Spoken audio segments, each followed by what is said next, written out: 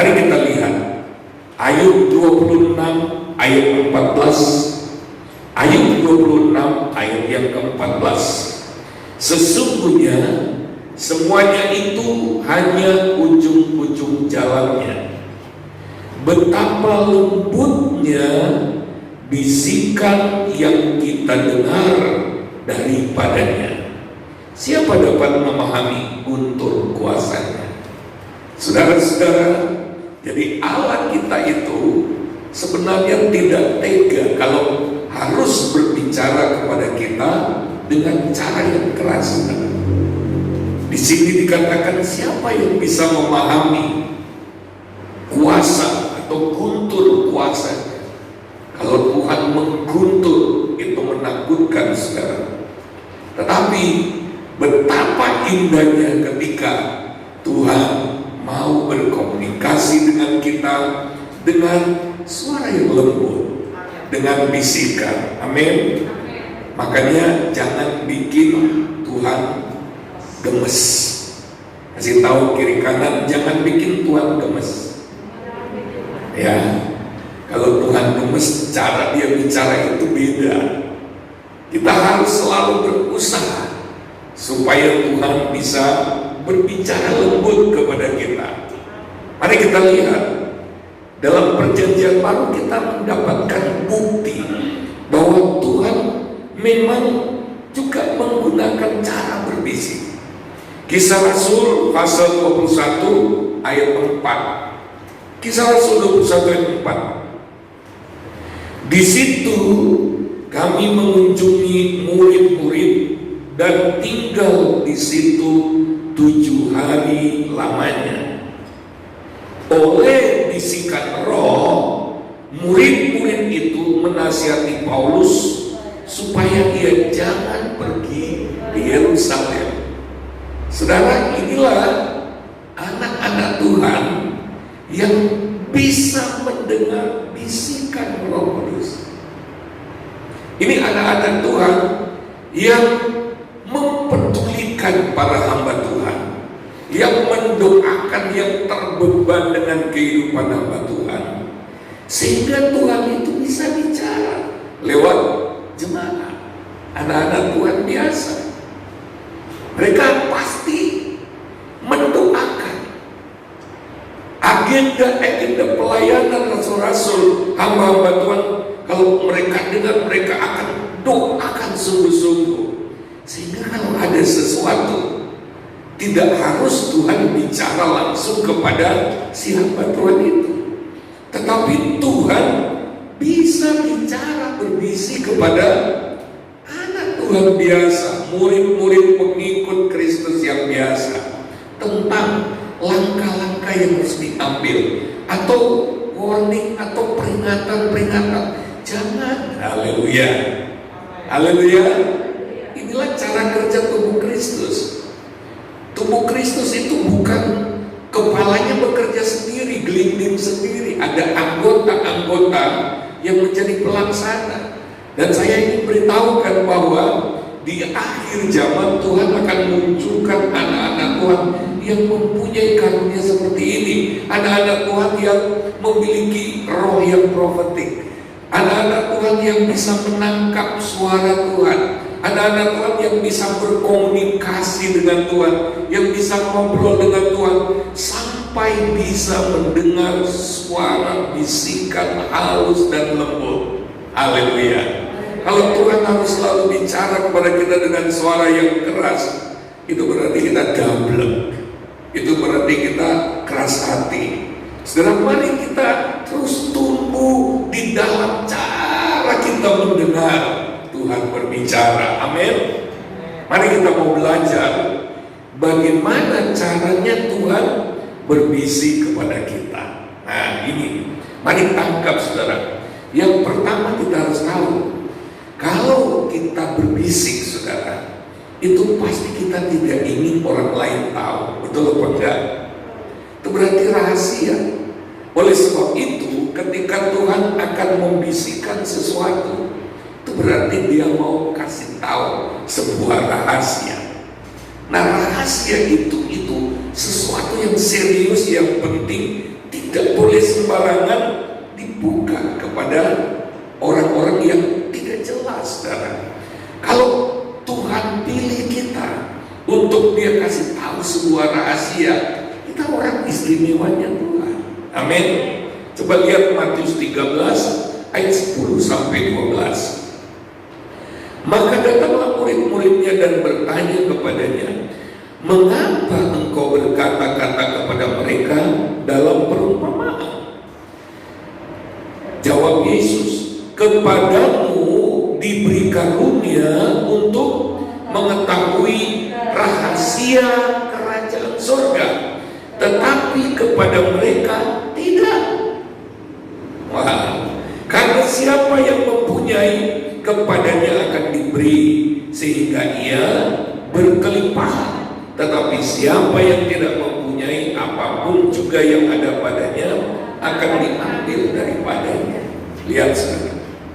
Jadi tidak semua orang akan bisa menangkap rahasia kerajaan Allah.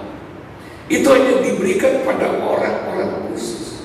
Oleh sebab itu, mari kita jadi anak Tuhan yang mengejar suara yang mengungkapkan rahasia-rahasia Allah. Oleh sebab itu, saudara, di tengah-tengah situasi yang sulit, di tengah-tengah dunia yang berat, di tengah-tengah orang sedang bingung harus bagaimana menjalankan hidup ini, Tuhan akan berbisik asal kita mampu mendengarnya. Amin. Tuhan akan ungkapkan rahasia kerajaan Allah. Tuhan akan ungkapkan kunci-kuncinya. Tuhan akan kasih tahu kita rahasianya. Ada di antara kita yang mungkin sedang bingung, ini harus bagaimana? Saya harus bertindak apa? Saya harus melakukan apa? Ini situasi yang sulit, membingungkan. Dengarkan baik-baik. Tuhan punya kunci-kunci rahasia yang Dia akan ungkapkan kepada kita. Setiap anak-anak Tuhan berhak atas rahasia kerajaan Allah ini. Oleh sebab kita sedang belajar mengembangkan kemampuan untuk mendengar, untuk menangkap suara Allah. Kita sedang mengembangkan keahlian berkomunikasi dengan Tuhan, ngobrol dengan Tuhan dengan hati yang peka dan tajam. Haleluya. Sehingga kita nggak perlu harus cari pendeta. Pendeta kan tidak 24 jam bersama kita. Kalau ditelepon pun belum tentu dia bisa kasih suara Tuhan, belum tentu. Karena Tuhan itu berbicara bukan asal kita minta lalu dikasih. Nah, kita sudah belajar bahwa ada kunci-kuncinya untuk bisa mendengar. Gak sembarangan. Itu yang pertama, saudara. Kita lihat Yohanes 14 ayat 26. Tetapi penghibur, yaitu Roh Kudus yang akan diutus oleh Bapa dalam namaku, Dialah yang akan mengajarkan segala sesuatu kepadamu dan akan mengingatkan kamu akan semua yang telah kukatakan kepadamu. Lihat, saudara. Roh Kudus itu adalah guru kehidupan, sehingga Dia akan mengajari kita. Ketika kita bingung, ini gimana Tuhan? Ini harus digimanain? Roh Kudus akan mengajar kita. Oleh sebab itu tidak harus ada anak Tuhan yang bertindak bodoh, karena dia punya Roh Kudus yang akan mengajari. Haleluya.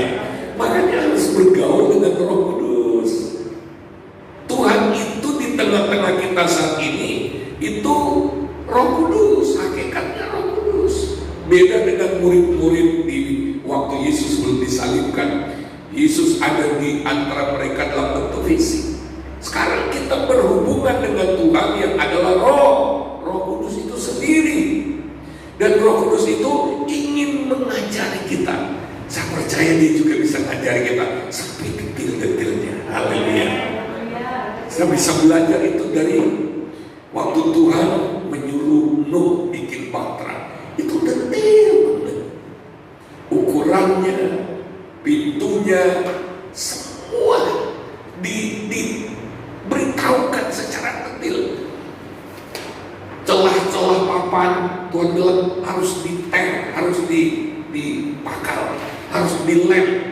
Tuhan itu tahu detail-detail tentang keterampilan apapun yang diperlukan dalam hidup kita. Mari kita beri kemuliaan bagi Allah. Sedang di tengah-tengah apapun yang kita lakukan, makanya kita harus praktekkan berdialog dengan Tuhan. Terus sering ngobrol. Kalau jadi, kita ngobrol, kita bilang, oh puji Tuhan, terima kasih Tuhan, ini kok bisa berhasil. Kalau sulit, berhenti dulu dan berdoa, Tuhan, aku harus gimana? Itu bergaul dengan Tuhan. Roh Kudus akan mengajar kita. Amin. Yang buka rahasia-rahasianya, kunci-kuncinya. Yang kedua, Tuhan berbisik kepada orang yang hidup dekat dan bergaul karib dengannya. Jika Roh Kudus sampai berbisik kepada seseorang, itu berarti orang itu sangat dekat dengan Roh Kudus. Itu berarti orang itu orang yang bergaul karib. Nah, ini kunci-kuncinya, saudara. Sebab kalau nggak dekat, bagaimana bisa berbisik? Kita nggak bisa berbisik kepada orang di seberang jalan sana. Nggak bisa. Kita berbisik kepada orang. Yang ketiga, bagaimana Tuhan berbisik kepada kita? Dalam Yesaya 50 ayat 4 dan 5, Tuhan berbisik kepada orang yang tajam pendengaran rohaninya. Mari lihat Yesaya 50 ayat 4 sampai 5.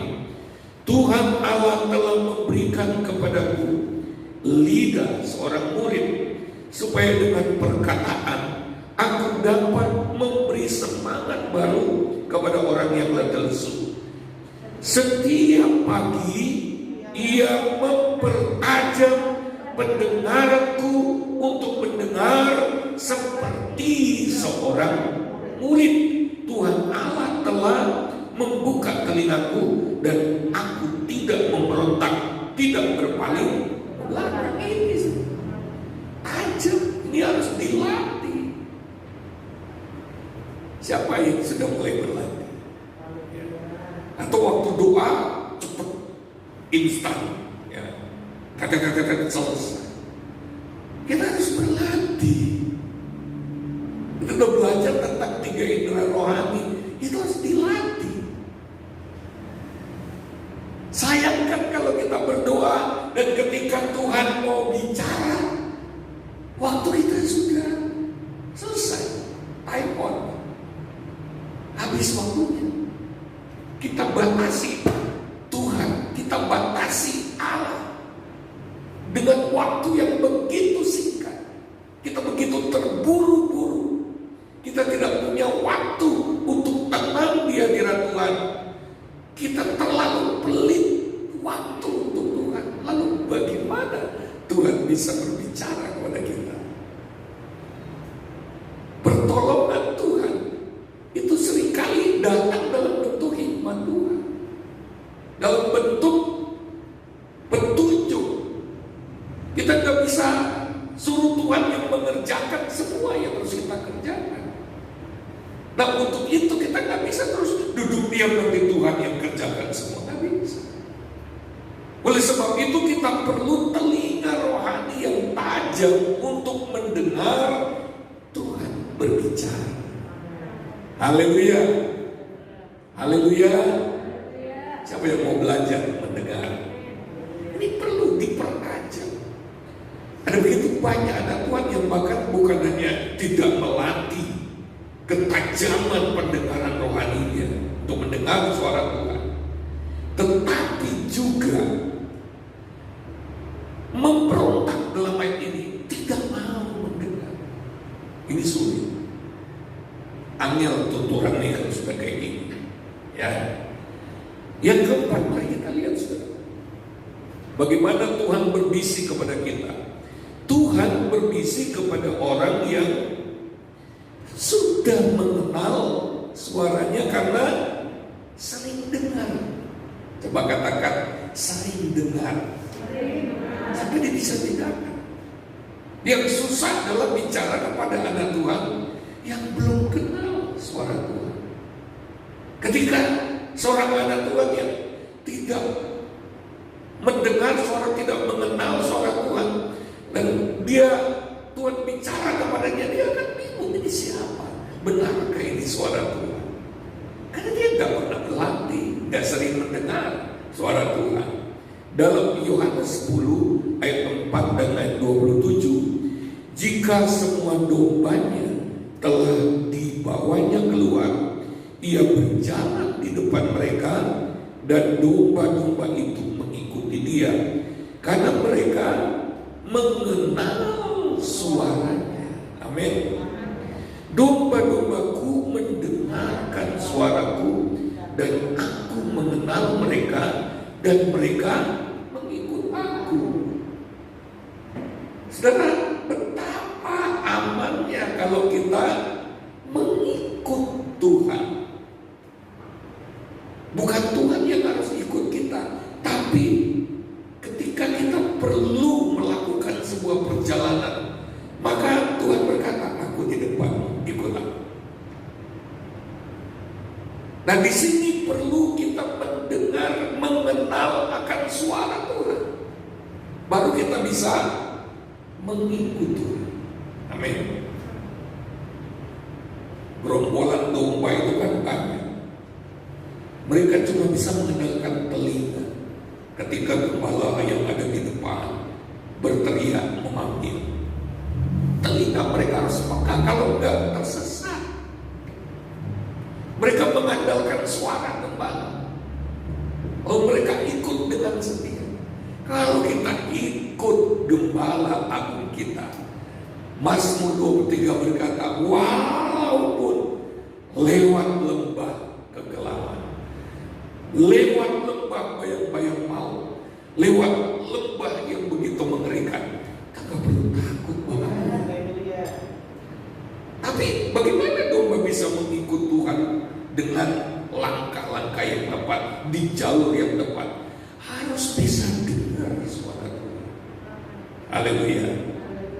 Makanya kita harus belajar ngobrol dengan Tuhan. Saudara, tadi pagi kami baru ngobrol suami istri. Ada orang, saudara, gak pernah mau negur siapapun, sudah tabrakan pun tak negur. Dan kemudian orang lain yang melihat itu berkata begini, aku rasuk dingin negur dulu. Saudara, kalau kita ingin orang bicara kepada kita, kita harus aja bicara. Amin. Itu kunci kehidupan. Kalau kita ingin orang bicara kepada kita, ya harus bicara. Kita harus ngobrol. Kita tidak akan dengar dia bicara kalau kita nggak ajak ngobrol. Makanya orang yang akan mendengar suara Tuhan adalah orang yang sering ajak ngobrol Tuhan. Itu kuncinya. Kalau Tuhan dicuekin, gimana? Coba, kalau teman kita cuekin kita mungkin ngobrol sekali, dia nggak mau respon, dia diam saja, cuekin kita, diemin kita terus. Lama-lama komunikasinya macet, jadi diem bertahun-tahun. Jadi kuncinya untuk bisa berkomunikasi dengan Tuhan, termasuk di dalam kehidupan ini, kuncinya adalah kita harus belajar ngobrol. Harus sering ajak Tuhan bercakap-cakap. Gak cuma pada waktu doa khusus, enggak. Dalam keseharian kita harus ajak Tuhan bicara. Lawan Tuhan itu teman ngobrol yang paling enak. Kalau kita ngobrol dengan teman yang manusia, ada kalanya dia meledek kita, Ada kalanya mungkin malah dia melukai kita dengan kata-kata Tuhan. Enggak pernah seperti itu. Oleh sebab itu belajarlah ngobrol dengan Tuhan. Haleluya. Kalau kita udah sering ngobrol dengan Tuhan, kita belajar dengar suaranya, ya memang orang akan bilang, apa iya sih? Nanti kita akan belajar. Ya kita belajar tentang bagaimana Tuhan itu bisa bicara kepada kita. Rahasia-rahasia firman ini saya temukan tadi bangun 4:30, saya duduk di tempat saya belajar, lalu saya mulai ketik, wah, ketika saya ketemukan ayat Tuhan berbisik, terus Tuhan berbisiknya gimana? Apa kayak suara saya atau apa? Kayak hembusan angin? Roh Kudus mulai buka ayat-ayat ini. Lihat yang kelima sebenarnya. Matius 8 ayat 8 sampai 9. Tuhan itu mau berbisik kepada orang yang cepat merespon dan cepat taat. Haleluya. Haleluya. Lihat Matius 8 ayat 8 sampai 9. Tetapi jawab perwira itu kepadanya, Tuhan, aku tidak layak menerima Tuhan di dalam rumahku. Katakan saja sepatah kata, maka hambaku itu akan sembuh. Sebab aku sendiri seorang bawahan, dan di bawahku ada pula prajurit. Jika aku berkata kepada salah seorang prajurit itu, pergi, maka ia pergi. Dan kepada seorang lagi, datang, maka ia datang. Ataupun kepada hambaku, kerjakan ini, maka ia kerjakan. Ini perwira ini belajar dari dirinya. Kalau saya ngomong kepada hambaku, aku bicara, segera didengar, ditaat. Dia dengar, dia lakukan. Dan aku ingin memposisikan diriku juga seperti itu. Engkau ngomong, aku lakukan. Haleluya. Dia bilang begini, Tuhan, ngomong sepatah kata saja, aku lakukan. Persis seperti hamba. Baru Tuhan Yesus ngomong. Jadi apa alasannya Tuhan mau bicara kepada kita, berbisik kepada kita? Dia ingin menemukan hati yang responnya cepat. Jangan slow respon dengan Tuhan. Tuhan udah ngomong males-malesan. Nanti kalau sudah lego, nanti kalau hatiku, suasana hatiku enak,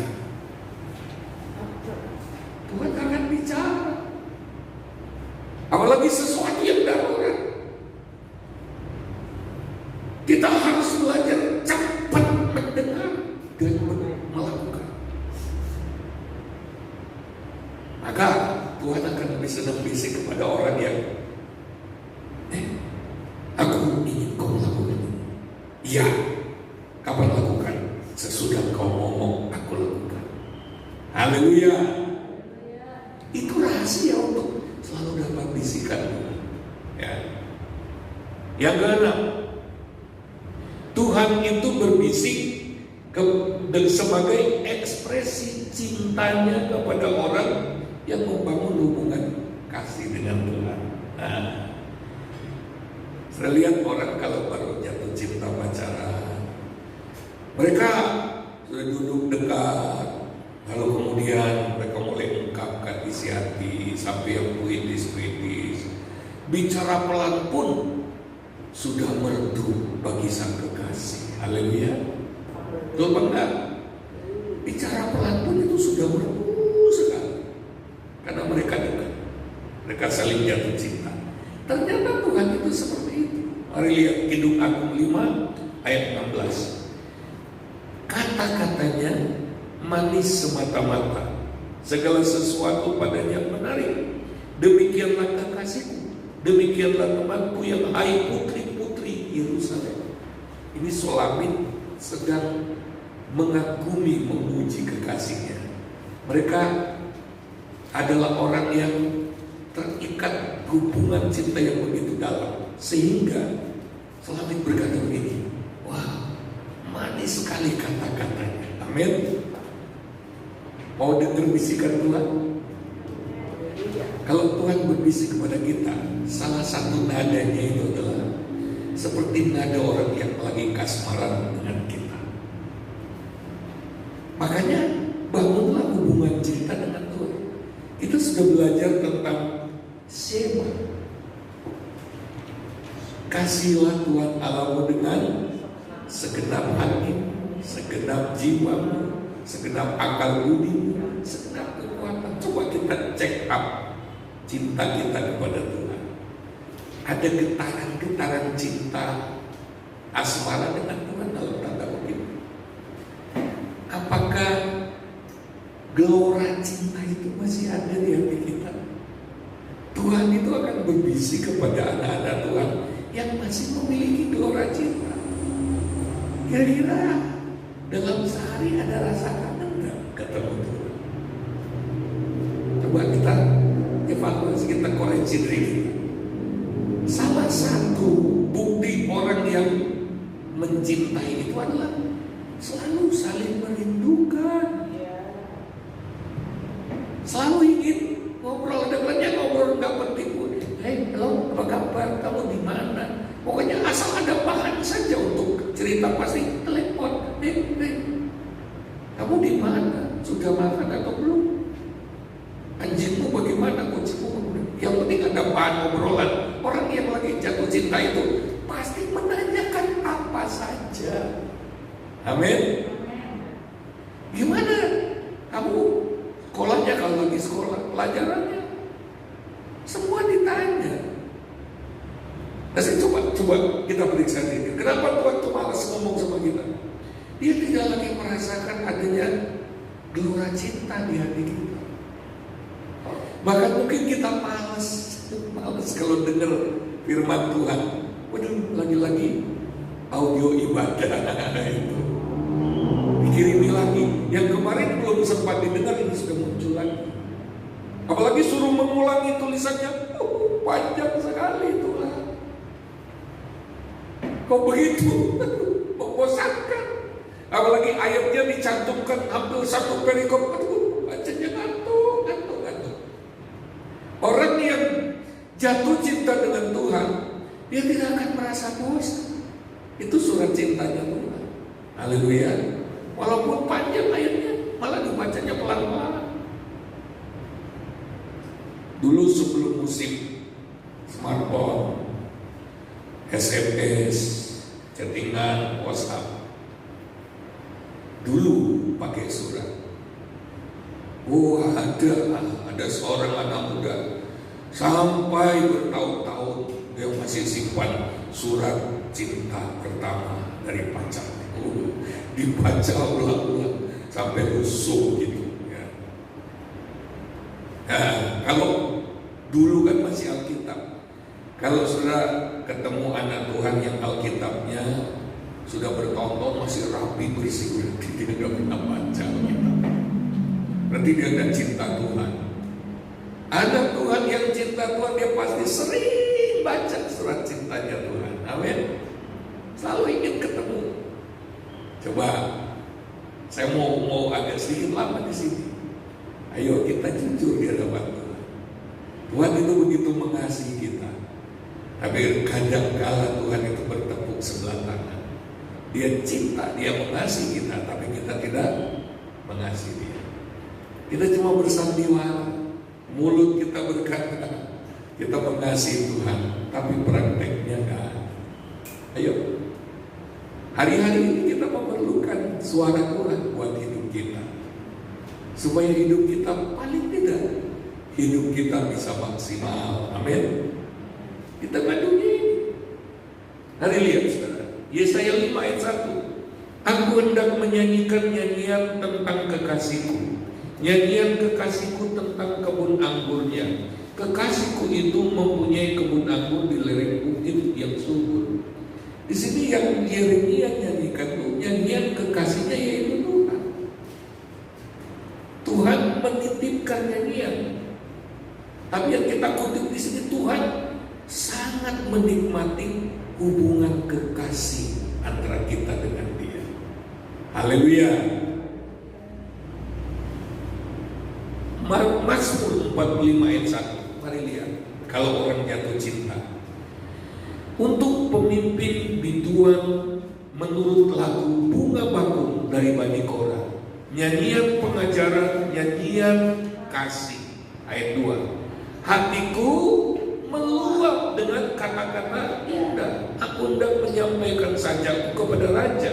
Lidahku ialah pena seorang juru tulis yang lain. Kalau orang meluap dengan kasih, sebenarnya itu dia tidak bisa tahan kata-katanya. Dia akan curahkan kata-katanya. Bahkan dia akan seperti seorang penyair yang begitu ahli. Itu dari pihak kita. Apakah Tuhan juga demikian? Iya. Tuhan juga karena luapan kasihnya. Salah satu bukti Tuhan mengasihi kita itu dia mau ngobrol dengan kita. Amin. Makanya ini hubungan kekasih antara kita dengan Tuhan itu harus dibangun. Jangan kayak orang asing sama Tuhan. Atau jangan hanya memperlakukan Tuhan seperti pemadam kebakaran, kalau perlu baru ditelepon. Kita dengan Tuhan harus membangun hubungan sebagai kekasih. Ada aminnya. Ayo kita belajar ini, kita belajar hubungan cinta dengan Tuhan. Makanya waktu Tuhan mau pakai Petrus, yang Tuhan tadi pertama adalah kasih. Apakah engkau mengasihi aku? Kalau enggak, diakhir, enggak kepake. Yang Tuhan ingin cicipi dari kita itu kasih, hubungan, kualitas hubungan kita dengan Tuhan itu yang diwarnai oleh kasih. Lalu perbuatan yang lain itu enggak enak rasanya bagi Tuhan kalau dia tidak mencicipi kasih di hati kita. Yang berikut, yang ketujuh, gimana cara Tuhan berbisik lagi? Tuhan berbisik kepada kita dengan sinyal matanya. Mari lihat, ini luar biasa. Mazmur 32 ayat 8. Aku hendak mengajar dan menunjukkan kepadamu jalan yang harus kau tempuh. Caranya gimana? Aku hendak memberi nasihat, mataku tertuju kepadamu. Amin. Jadi Tuhan itu ingin menunjukkan jalan. Kalau kita sudah buntu, Tuhan itu akan buka jalan. Aduh, saya bersuka cita dengan ayat ini. Wah, kalau kita sudah tidak lihat jalan keluar, Tuhan akan tunjukkan jalan. Amin. Siapa yang percaya ini? Kalau kita sudah mentok, mau kemana lagi? Tuhan berjanji dia akan tunjukkan jalan. Caranya gimana? Dia akan beri nasihat. Caranya gimana? Matanya akan tertuju kepada kita. Sama seperti dua orang yang saling mengenal, hanya pakai kode mata saja. Kedipan mata saja udah ngerti maknanya apa sih? Ya, pakai kode mata dulu. Ini lebih halus daripada berbisik. Kalau berbisik itu pakai suara, ini pakai mata doang. Gitu. Ini kalau orang nggak deket banget sama Tuhan itu kasih kode mata, dia pun duluan. Oh, pokoknya kok kedip-kedip, kok bibitan, nggak ngerti. Tapi kalau kita sudah begitu dekat dengan Tuhan, itu kode mata saja. Nah, saya mau bahas ini. Apa sih maksudnya kode mata ini, saudara? Kita tahu mata itu ada di wajahnya Tuhan. Makanya saudara, untuk mendapat kode sinyal matanya Tuhan, ya, arahan-arahan, kita mau bicara tentang wajah Tuhan. Jadi mata Tuhan ini berbicara tentang wajah Tuhan. Nah, wajah Tuhan dan hadirat Tuhan itu sama katanya dalam bahasa Ibrani, panim. Panim itu wajah Tuhan, panim itu hadirat Tuhan. Artinya apa? Saya tadi menangkap dari Tuhan, itu matamu kayak gimana? Saya harus jelaskan apa ini? Ternyata mata itu berbicara tentang suasana hadirat Tuhan, gelombang hadirat Tuhan. Karena hadirat Tuhan itu bicara tentang wajah Tuhan, sama itu. Jadi kalau kita ngomong, saya mau menghadap hadirat Tuhan, itu sama dengan saya mau menghadap wajah Tuhan. Nah, waktu kita ada di hadirat Tuhan, Tuhan kasih kode dengan mata. Nah, berkaitan dengan hadirat Tuhan, kode mata itu apa? Tiba-tiba kita mulai merasakan hadirat Tuhan ini. Tiba-tiba saya terkoneksi. Tiba-tiba hati saya mau nyanyi. Tiba-tiba hati saya mau menyembah. Tiba-tiba aku merasakan Tuhan itu hadir.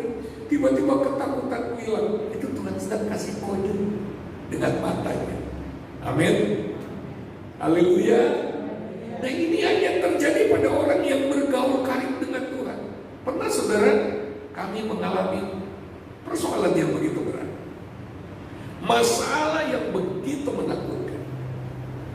Tapi begitu kami menyembah, lagi menyembah, selesai menyembah, hati ini kok damai sekali ya, kok tidak ada perasaan cemas.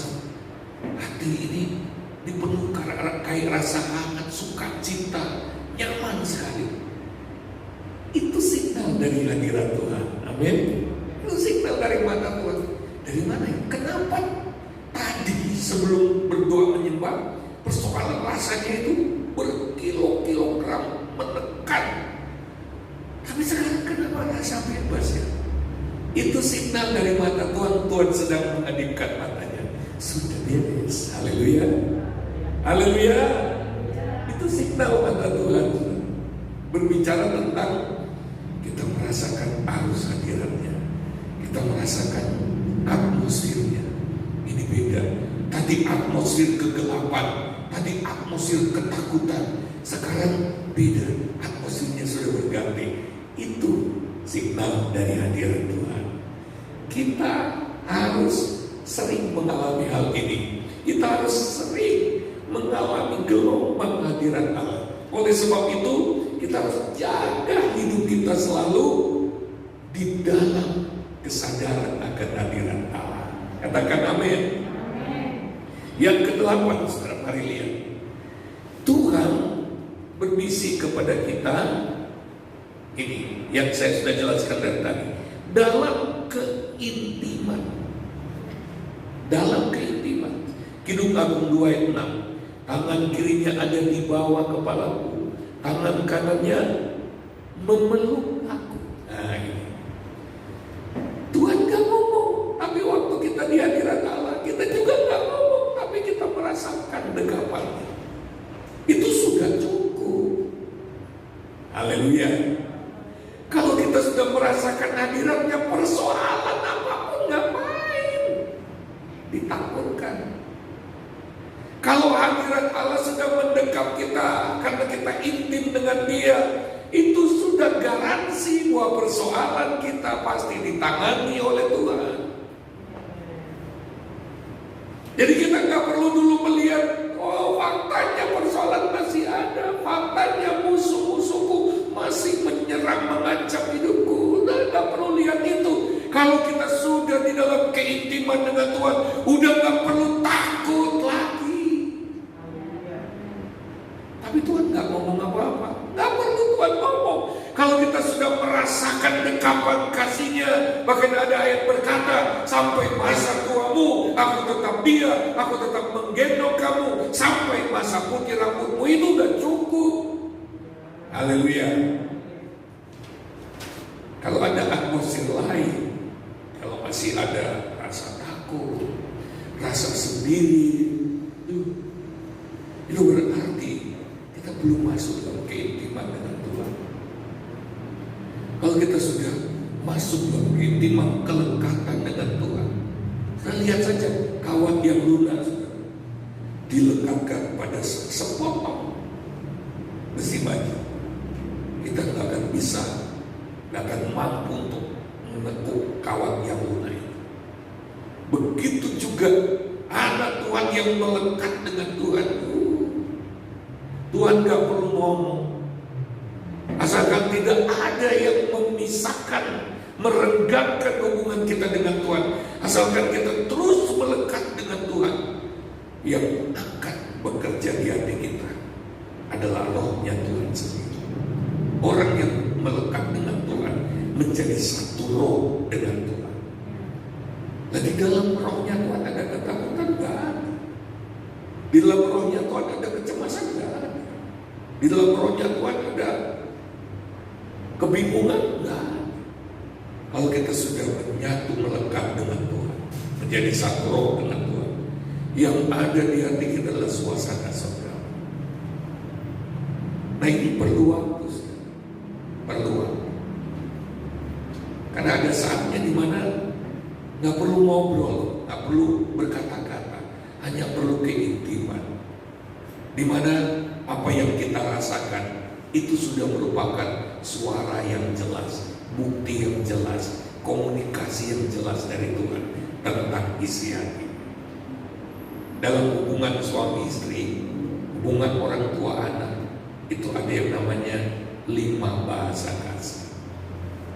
Dalam 5 bahasa kasih ini cuma ada satu saja yang pakai kata-kata, yaitu ketika kita memberi afirmasi peneguhan, kita ngomong I love you. 4 yang lain itu nggak pakai kata-kata.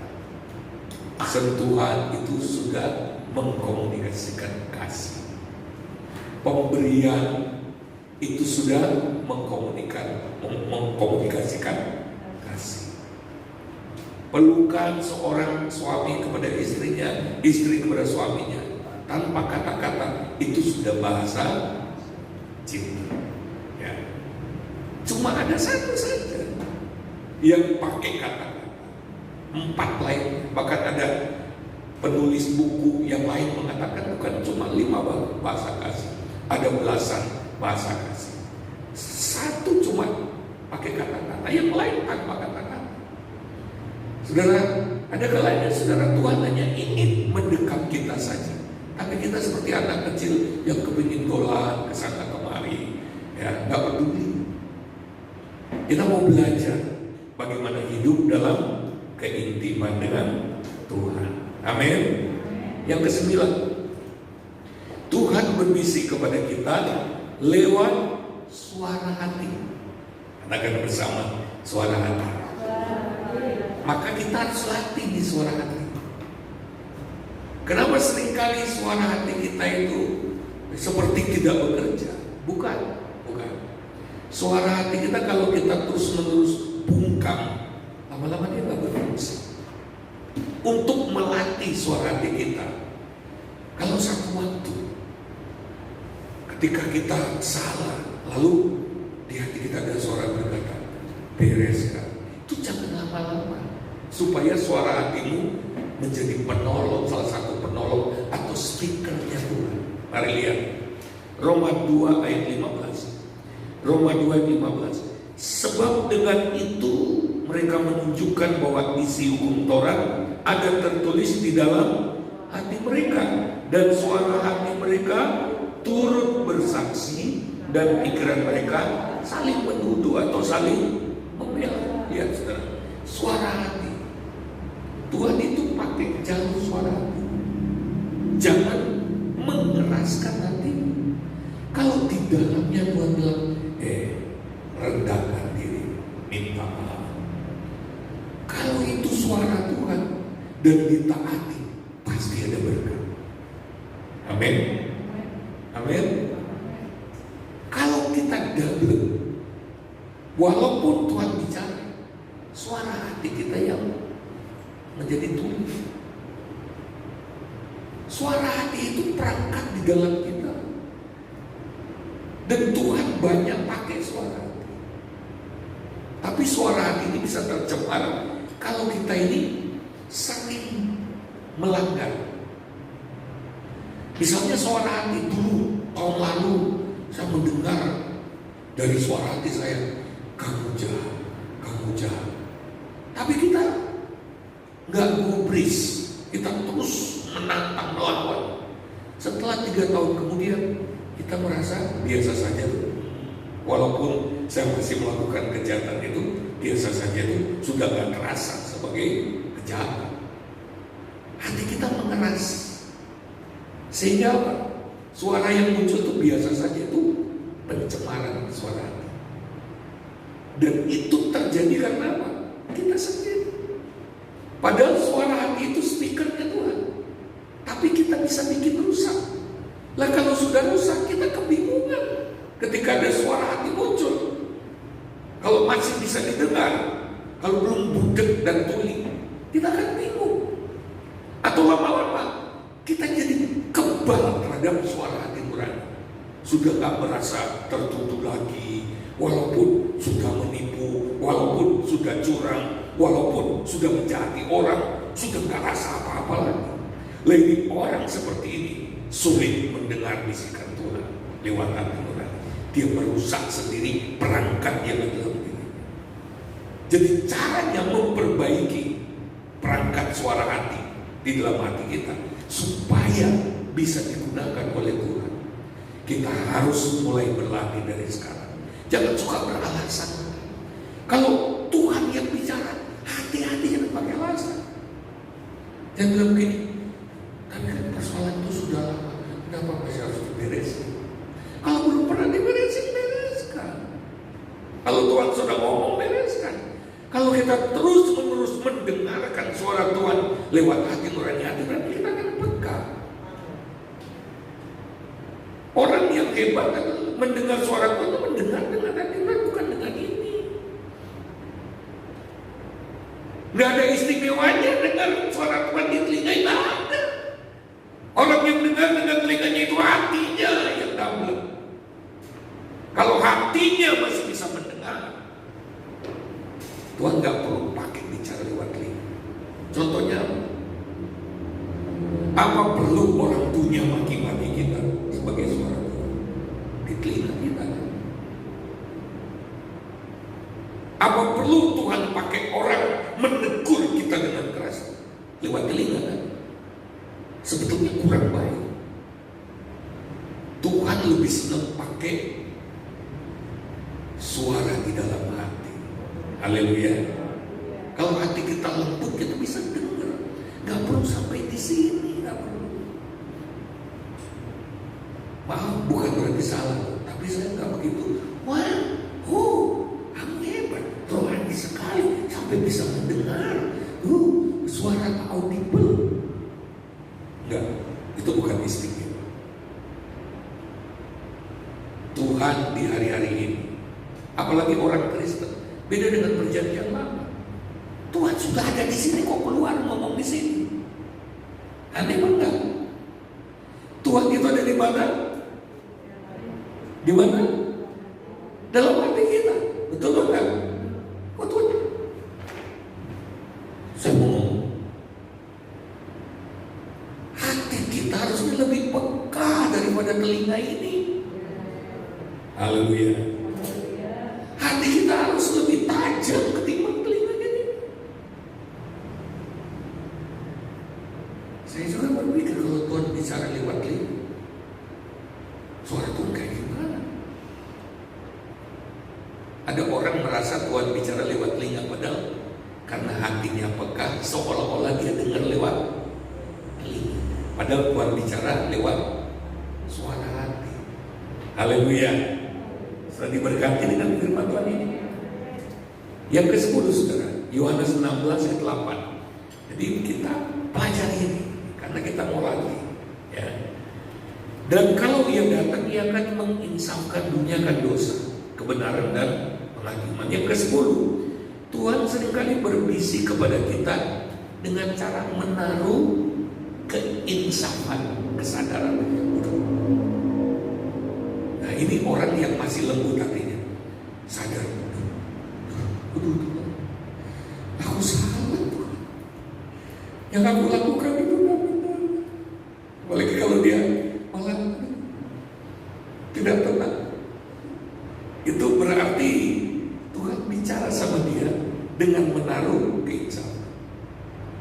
Hati-hati kalau kita sudah bikin dosa, ditegur, dinasihati tetap nggak sadar, tetap nggak insaf. Wah, itu hatinya batu. Jangan suka membela diri. Kalau memang salah ya salah. Amin. Amin. Karena itu untuk jaga menjaga hati nurani kita. Kalau salah, untuk membuat hatimu tetap tajam, paling tepat adalah mengakui dan minta maaf. Amin. Tutup hati, sehingga apa? Besok kita lakukan kesalahan kecil, hati nurani kita menolong kita. Sadar. Hati sudah. Orang yang hatinya nggak bisa diinsafkan sampai melakukan kesalahan besar pun dia sudah nggak sadar, mencelakakan dirinya sendiri. Tapi kalau kita ingin hati kita tetap peka, jangan suka beralasan membela diri untuk membenarkan kesalahan. Ada yang bilang amin. Firman Allah yang sedang saya sampaikan penting. Ya. Kali lagi, untuk menjaga kepekaan hati nurani, jangan suka bikin-bikin argumentasi hanya untuk membenarkan apa yang sebenarnya salah. Akan lebih menolong diri kita kalau kita duduk di hadirat Tuhan dan kita katakan, Tuhan, aku memang salah. Lalu koreksi, lalu perbaiki. Udah, gak perlu membela-bela diri. Amin. Amin. Siapa yang diberkati dengan? Wah, kalau saudara punya ini, Tuhan bicara pelan saja sudah bisa dengar. Hati langsung kemerenyes. Dulu, aku keliru. Daud, waktu dia hitung pasukannya nggak disuruh Tuhan, habis dia hitung tuh hatinya langsung berubah. Aduh, kenapa aku hitung pasukanku? Andalan bukan Tuhan. Kenapa kok aku bisa hitung segala? Dia langsung berubah. Dan memang Tuhan langsung berurusan dengan Daud, karena dia keliru. Cuma hitung pasukannya berapa banyak sih, berapa ribu sih kekuatan pasukanku. Habis dia hitung, dia mulai tahu. Berdebar hatiku. Dan Daud tidak kemudian berkata, kok cuma itu? Masa sih cuma itu kok salah? Masa cuma menghitung kan ingin tahu? Tapi Daud tidak membela diri.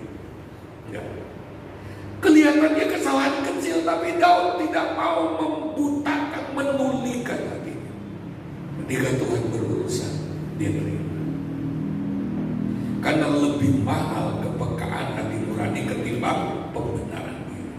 Pembenaran diri juga tidak bisa membenarkan kita. Tetap kelihatan. Itu sama dengan saudara melihat warna hitam dengan kacang, warna putih dengan kacamata hitam, lalu saudara berkata hitam, tetap tidak mengubah bahwa itu warna putih. Haleluya. Haleluya.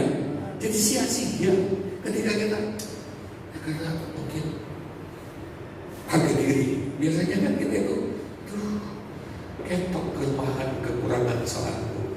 Aduh, sakit hatiku kalau sampai orang menuntut salahku. Aduh, perih rasanya.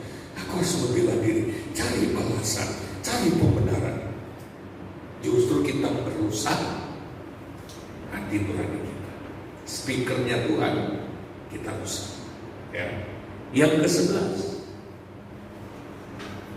Tuhan itu berbisik kepada kita dengan menaruh pikiran dan perasaannya dalam hati kita. Filipi 2 ayat 3-7. Filipi 2 ayat 3-7.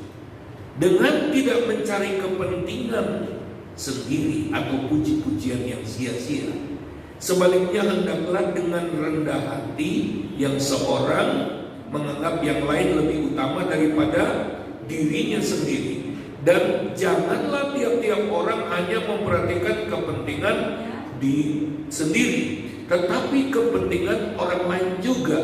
Hendaklah kamu dalam hidupmu bersama menaruh pikiran dan perasaan yang terdapat juga dalam Kristus Yesus, yang walaupun dalam rupa Allah tidak menganggap serang dengan Allah itu sebagai milik yang harus dipertahankan, melainkan telah mengosongkan dirinya sendiri dan mengambil rupa seorang hamba dan menjadi sama dengan manusia.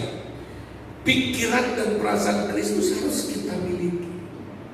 Kalau kita sering berdoa, bersekutu dengan Tuhan, kita akan merasakan, kita akan mengalami lintasan pikiran ilahi. lintasan pikiran ilahi ini harus diterima ketika kita membuka hati buat Tuhan, menenangkan diri di hadirat Tuhan, atau terus menerus berdialog dengan Tuhan. Ada kalanya pikiran ilahi itu melintas pelan. Tiba-tiba pikiran ilahi itu muncul, harus begini, begitu.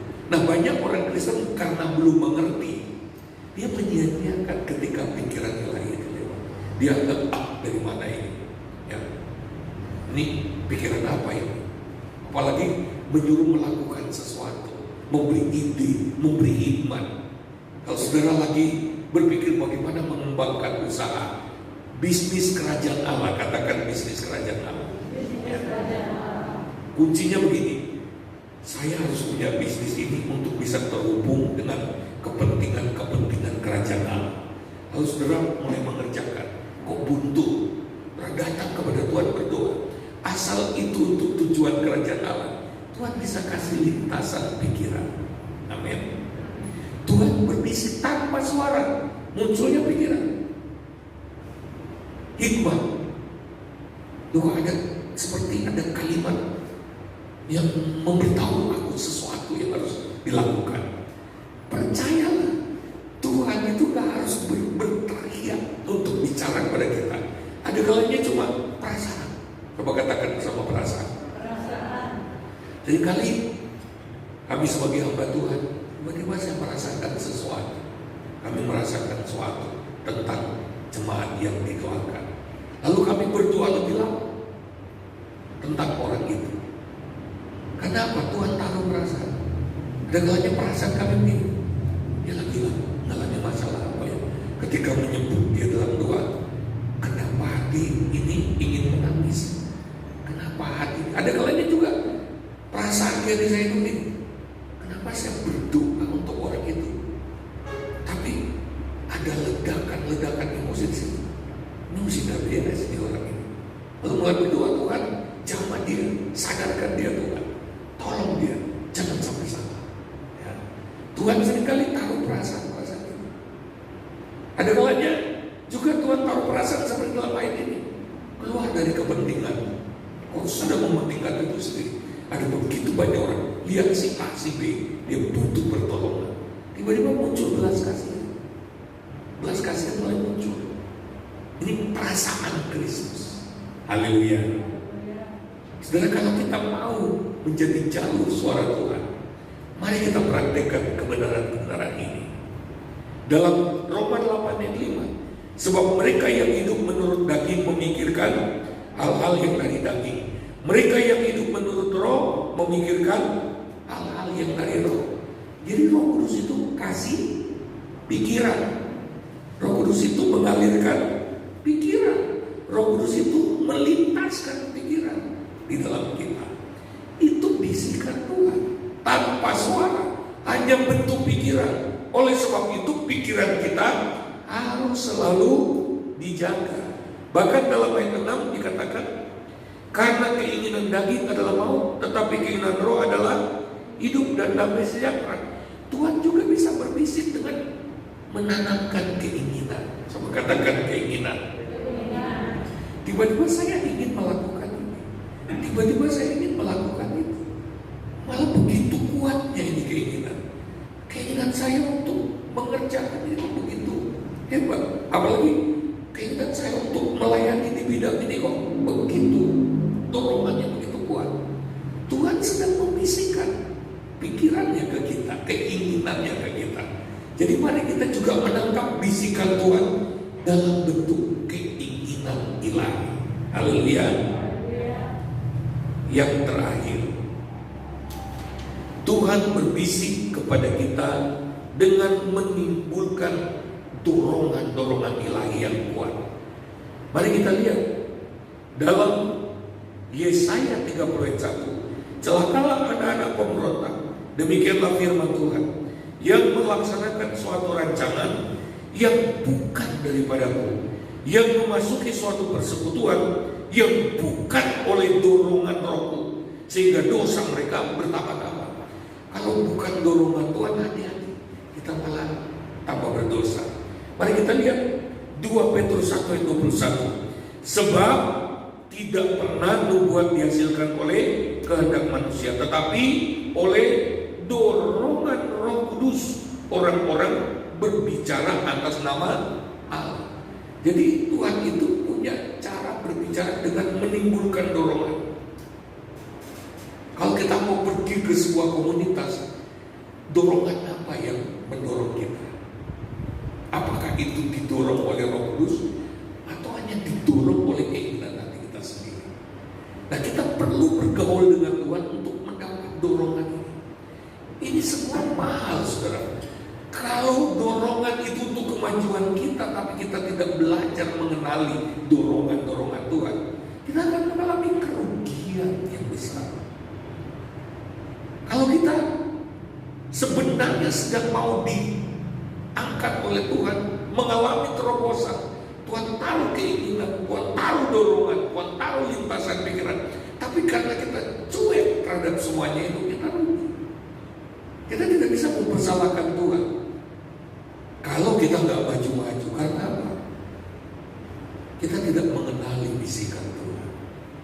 Kita mau belajar mulai dari hari ini. Kita mau respon ini. Saya akan mengirim ini ke grup untuk saudara pelajari lebih dalam, dan saudara mulai latih. Oh, kalau kita bisa mendengar bisikan Tuhan, akan ada banyak perubahan dalam hidup kita. Akan ada banyak terobosan terjadi. Hidup kita akan bergerak maju, bukan stuck, apalagi mundur. Tuhan akan menuntun kita di jalan-jalan yang tepat. Mari yang baik musik.